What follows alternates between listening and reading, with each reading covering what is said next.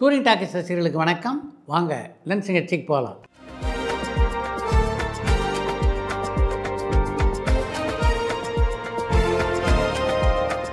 என்னம்மா முதல் கேள்வி? அனிமேஷன் படமான மகா அவதார் நரசிம்மா படம் 150 கோடி ரூபாய் வசூல் செஞ்சிருக்கு.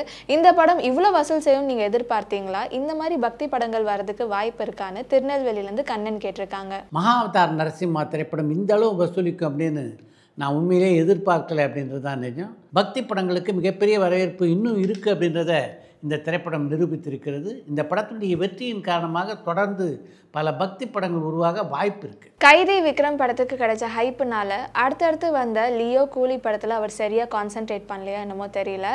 ஒருவேளை எல்சியூனால தான் இவர் ப்ரெஷர் ஆகுறாரா அப்படின்னு பூனேலேருந்து பிரவீன் கேட்டிருக்காங்க. லோகேஷ் கனகராஜ் இந்த எல்சியூ ப்ரெஷரில் தான் இருக்காரா அப்படின்னு தெரியல. எந்த ப்ரெஷராக இருந்தாலும் அதுலேருந்து ஒரு விடுபட்டார் என்றால் நல்லது. பலனை எதிர்பார்க்காம நம்ம கண்டினியூஸாக ஒர்க் பண்ணிக்கிட்டே இருக்கணும்னு நீங்கள் உணர்ந்த தருணம் எதுன்னு சவுதியிலேருந்து பாபு கேட்டிருக்காங்க. சென்னைக்கு வந்து இறங்கிய சில நாட்களிலேயே பலனை எதிர்பார்க்காமல் உழைக்க வேண்டும் என்பதை நான் தெரிந்து கொண்டு விட்டேன். தமிழ் சினிமாவில் முதல் நகைச்சுவை நடிகர் யாருன்னு கடலாடியிலேருந்து பாலசுப்ரமணியம் கேட்டிருக்காங்க. தமிழ் சினிமாவுடைய முதல் நகைச்சுவை நட்சத்திரம்னா அது காளியன் ரத்னம் தான். ஜெயசங்கர் சார் காலத்தில் எந்த மாதிரி பாடல்களுக்கு அதிகமான வரவேற்பு இருந்தது? ஹோட்டலில் ஆடுற மாதிரி பாடலா இல்லைன்னா கவர்ச்சியான பாடலான்னு சென்னையிலேருந்து சந்தனகுமார் கேட்டிருக்காங்க. ஜெய்சங்கர் நடித்து கொண்டிருந்த காலகட்டத்திலே மிக அதிகமான வரவேற்பை பெற்ற பாடல்கள்னா அது காதல் பாடல்கள் தான். விஜய் சாரோட ஃபேன்ஸும் அஜித் சாரோட ஃபேன்ஸும் கண்டினியூஸாக கூலி படத்துக்கு நெகட்டிவ் ரிவ்யூஸ் கொடுத்துட்டு வந்துட்டு இருக்காங்க. இதை பற்றி நீங்கள் என்ன நினைக்கிறீங்கன்னு மட்டக்களப்பிலிருந்து செல்வன் கேட்டிருக்காங்க. நீங்கள் சொல்லியிருக்கிற விமர்சனத்தில் எந்த அளவுக்கு உண்மை இருக்குது அப்படின்னு எனக்கு தெரியல. கூலி படத்தோட ஸ்க்ரீன் பிளேல ஏற்பட்ட கன்ஃபியூஷனுக்கு லோகேஷ் கனகராஜ் சாரோட ரத்னகுமார் சார் ஒர்க் பண்ணாதது காரணம்னு சொல்கிறாங்க. இது உண்மையான நியூசிலாண்ட்லேருந்து உமாசுதன் கேட்டிருக்காங்க. ஒரு திரைப்படம் மிகப்பெரிய வெற்றி அடையாத நிலையிலே எப்படிப்பட்ட விமர்சனங்கள்லாம் அந்த இயக்குனரை நோக்கி வருமோ அப்படிப்பட்ட விமர்சனங்களை தான் இன்றைக்கி லோகேஷ் கனகராஜ் சந்தித்து கொண்டிருக்கிறார் அப்படின்னு நினைக்கிறேன். இது போன்ற விமர்சனங்களை பாரதி ராஜா ஒரு காலகட்டத்தில் சந்தித்தார். பாக்யராஜ் அவர் விட்டு பிரிந்து போனதுனால பாரதி ராஜாவால் வெற்றி படமே கொடுக்க முடியாது அப்படின்னு கூட ஒரு காலத்தில் விமர்சனம் இருந்தது. அவை எல்லாவற்றையும் உடைத்தெறிந்து விட்டு அதற்கு பின்னால் மிகப்பெரிய வெற்றி படங்களை பாரதி ராஜா கொடுக்கலையா என்ன? சமீப காலமாக தமிழ் சினிமாவில் இருக்க டாப் டைரக்டர்ஸான சங்கர், மணிரத்னம், லோகேஷ் கனகராஜ், கார்த்திக் சுப்பராஜ், பாலா, ஹரி, சிவா போன்ற டைரக்டர்ஸ்லாம் ஏன் ரசிகர்களோட நம்பிக்கையை உடைக்கிறாங்க? அவங்க ஏன் கதையில் ஃபோக்கஸ் பண்ண மாட்டேங்கிறாங்கன்னு கோயம்புத்தூர்லேருந்து ஜீவன் கேட்டிருக்காங்க. நீங்கள் குறிப்பிட்டிருக்கின்ற இயக்குனருடைய படம் தொடர்ந்து வெளியானதும் அந்த படங்கள் மிகப்பெரிய வெற்றி அடையாதுன்னா தமிழ் சினிமாவுடைய மிகப்பெரிய சுவாகம். கூலி படத்தை பற்றி சில பேர் வேணும்னு நெகட்டிவ் ரிவ்யூஸ் பரப்பிக்கிட்டே வராங்களே, இதை பற்றி உங்கள் கருத்து என்னன்னு திருநெல்வேலியிலேருந்து விக்னேஷ் கேட்டிருக்காங்க. ஒரு சில விமர்சகர்கள் கூலி திரைப்படத்தை பற்றி அதீதமாக நெகட்டிவ் விமர்சனங்களை பரப்பி கொண்டிருக்கிறார்கள். அது போன்ற விமர்சனங்களை பற்றி வேண்டுமானால் நீங்கள் குறிப்பிட்டிருக்க மாதிரி கருத்துக்களை சொல்லலாமே தவிர பொதுவாக அந்த படத்துக்கு எதிராக எழுகின்ற எல்லா நெகட்டிவ் விமர்சனங்களையும் அப்படி சொல்லிட முடியாது. ஜெயலர் 2 படத்தினால நெல்சன் சாருக்கு இன்னும் ப்ரெஷர் கூடி இருக்கான்னு கோவைப்புத்தூர்லேருந்து பாபு கேட்டிருக்காங்க. நீங்கள் குறிப்பிட்டிருக்கிறது உண்மைதான். நெல்சனுக்கு கொஞ்சம் சுமை கூடியிருக்கிறது. ஆனால் நெல்சன் அதை சமாளிப்பார் என்ற நம்பிக்கை எனக்கு இருக்கிறது.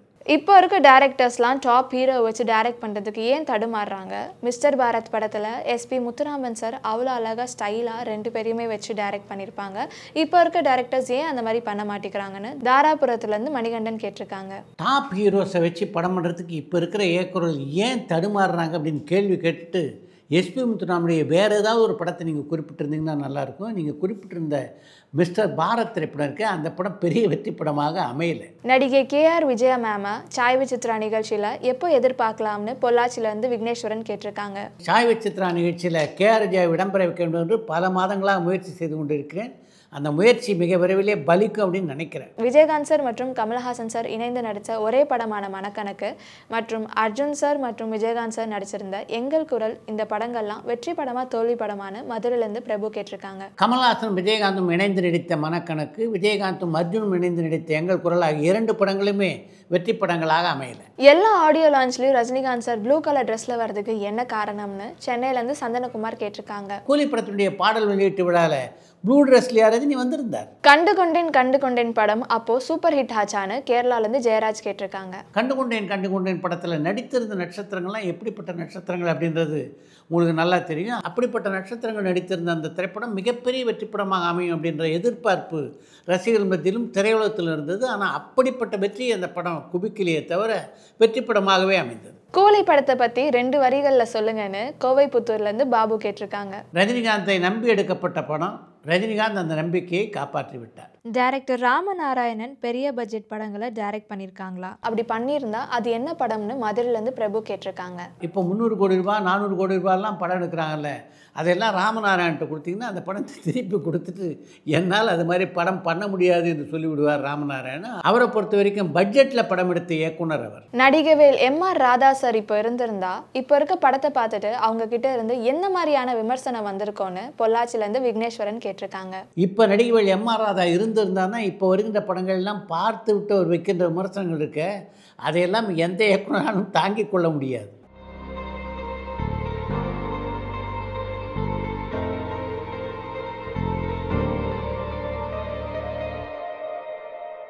கேப்டன் பிரபாகரன் படத்தை ரீரிலீஸ் பண்ணுறதுக்கு சென்சார் சர்டிஃபிகேட் வாங்கணுமான்னு எருமப்பட்டியிலேருந்து பாலு கேட்டிருக்காங்க. ஒரு திரைப்படத்தை மறுவெளியீடு செய்யும்போது அந்த படத்தினுடைய காட்சியில் எதையாவது குறைச்சிருந்தா தான் அந்த படத்துக்கு மறுதணிக்கை செய்யணும். அப்படியே வெளியிட்டால் மறுதணிக்கை செய்ய வேண்டிய அவசியம் இல்லை. கேப்டன் பிரபாகரன் படத்தை பொறுத்த வரைக்கும் அவங்க அந்த படத்துலேருந்து எந்த காட்சியும் குறைத்ததாகவோ கூட்டியதாகவோ தெரியல. அதனால் அந்த படத்துக்கு தணிக்கை சான்றிதழ் தேவையில்லை. அடுத்து இன்று ஒரு தகவல். சமீபத்தில் சாய் சித்ரா நேர்காணலிலே பங்கேற்ற விஜய் சேதுபதி தலைவன் தலைவி படத்தினுடைய வெற்றிக்கு மிக முக்கியமான காரணம் அந்த படத்தினுடைய கதாபாத்திரங்களுக்கான நடிகர்களை பாண்டியராஜ் தேர்ந்தெடுத்திருந்த விதம் என்று குறிப்பிட்டார். ஒரு திரைப்படம் வெற்றி படமாக அமையணும்னா கதை தேர்வு எந்த அளவுக்கு முக்கியமோ அந்த அளவுக்கு நட்சத்திர தேர்வும் முக்கியம். அப்படி சரியான நட்சத்திர தேர்வு அமையாதனால எப்படிப்பட்ட ஒரு தோல்வியை தான் சந்திக்க வேண்டி வந்தது என்பதை பற்றி ஸ்ரீதர் ஒரு கட்டுரையிலே பதிவு செய்திருக்கிறார். அவருடைய இயக்கத்தில் உருவான நெஞ்சில் ஓராலயம் திரைப்படம் தமிழிலே மிகப்பெரிய வெற்றி படமாக அமைந்தது. அதைத் தொடர்ந்து அந்த படத்தை இந்தியில் எடுத்தார் ஸ்ரீதர். அந்த படமும் மிகப்பெரிய வெற்றி படம். இந்த 2 படங்கள் வெளியாகி 3-4 ஆண்டுகளுக்கு பின்னால் தான் அந்த படத்தை தெலுங்கிலே எடுத்தார் ஸ்ரீதர். தெலுங்கிலே உருவான அந்த திரைப்படத்தில் தேவிகாவுடைய கதாபாத்திரத்தில் சாவித்திரி நடிக்க, சாவித்திரியுடைய கணவராக முத்துராமன் நடித்த கதாபாத்திரத்தில் ஜக்கையா என்ற நடிகர் நடித்தார். கல்யாண்குமார் வேடத்தில் நடித்திருந்தவர் ஏ. நாகேஸ்வரராவ். இவங்க 3 பேருமே மிகப்பெரிய நட்சத்திர அந்தஸ்தில் இருந்த நடிகர்கள். அப்படி இருந்தும் நெஞ்சில் ஓராலயம் திரைப்படம் வெற்றி படமாக அமையலைன்னா அதுக்கு முக்கியமான காரணம் ரசிகர்களால் அந்த கதாபாத்திரங்களில் இந்த நடிகர்களை ஏற்றுக்கொள்ள முடியாதுதான் என்று குறிப்பிட்டிருக்கின்ற ஸ்ரீதர் எதனால் ரசிகர்கள் அவர்களை ஏற்றுக்கொள்ளவில்லை என்றும் அந்த கட்டுரையிலே பதிவு செய்திருக்கிறார். சாவித்திரியை பொறுத்த வரைக்கும் அந்த படத்தில் நடிக்கும்போது கொஞ்சம் குண்டா முழுமுழுன்னு இருந்தாங்க. அதனால் அந்த கதாபாத்திரம் பெற வேண்டிய அனுதாபத்தை சாவித்திரியால் பெற முடியல. அதே மாதிரி தான் அவருடைய கணவராக நடித்த ஜக்கையா. அந்த படத்தில் அவர் ஏற்றிருந்தது ஒரு நோயாளியின் பாத்திரம். ஆனால் ஜக்கையாவை பார்த்தீங்கன்னா ஆஜானுபாகுவாக இருப்பார். அவரை ஒரு நோயாளி என்று ரசிகர்களால் ஏற்றுக்கொள்ள முடியல. இதெல்லாம் சேர்ந்து தான் அந்த படம் தோல்வி படமாக அமைந்து விட்டது. அந்த படத்தினுடைய தோல்வியிலிருந்து நான் புரிந்து கொண்ட விஷயம் இதுதான். நல்ல கதையாக இருந்தாலும் சரியான நட்சத்திர தேர்வு அமையலன்னா அந்த படம் வெற்றி படமாக அமையாது என்பதை எனக்கு புரிய வைத்த படம் அது என்று அந்த படத்தினுடைய தோல்வியை பற்றி குறிப்பிட்டிருக்கிறார் ஸ்ரீதர். இத்துடன் இன்றைய லென்ஸ் நிகழ்ச்சி நிறைவேறுகிறது. மீண்டும் அடுத்த லென்ஸ் நிகழ்ச்சியிலே சந்திப்போம். நடிகராக வெற்றிமாறனோட பணியாற்றி அவர்லாம் எந்த லெவலில் இருப்பாங்க? ஏங்க அவனை நடிப்பே வரமாட்டேங்க. ஆமாங்க, நடிப்பு வரல, அவங்ககிட்ட என்ன வருதோ அதை எடுத்துகிட்டு போயிடுவோம். நம்ம சொல்லி தர்றது மட்டும்தான் சிறப்பு கிடையாது, அவங்க ஒன்று இருக்கு அப்படின்னு பார்த்தா ரஜினி சார்லாம் சார் அடுத்தவங்க சொல்லி தர்றதெல்லாம் நடிச்சிருந்தாருன்னா அவர் இன்ன வரைக்கும் ஜூனியர் ஆயிடுச்சு தான். அவர் திருச்சிற்றம்பலம் நடித்ததுக்கப்புறம் தனுஷுக்கும் பாரதிராஜனுமே ஒரு நல்ல ரேப்போ டெவலப் ஆகிடுச்சு இல்லையா? ஐயோ என்னன்னா சார், சசுராஜாவை சொல்கிறாரு, டே நீலாம் கடவுளெல்லாம் ஆச்சரியப்பட்டவங்க, இப்படி ஒரு பையன். சூப்பர் ஸ்டார் ரஜினிகாந்த் சந்தித்து பேசக்கூடிய வாய்ப்பு அமைஞ்சது ஒரே. ஆமாம் சார், சார் அவருக்கு ஒரு கதையை நான் சொல்லியிருக்கேன் நான். ஆமாம், திருடாரெடி முடிஞ்சு ஒரு 2 வருஷம் இருக்கும் சார். சொன்னேன் சார் அவருக்கு பிடிச்சிருந்தது. அப்புறம் ஒரு 2 பெரிய ஆள்கிட்ட அனுப்பிச்சாங்க. பரபரப்பான சினிமா செய்திகள், நட்சத்திரங்களின் பேட்டிகள், சினிமா வரலாறு ஆகியவற்றை பார்க்கவும் படிக்கவும் உங்களுக்கான இணையதளம் touringtalkies.co.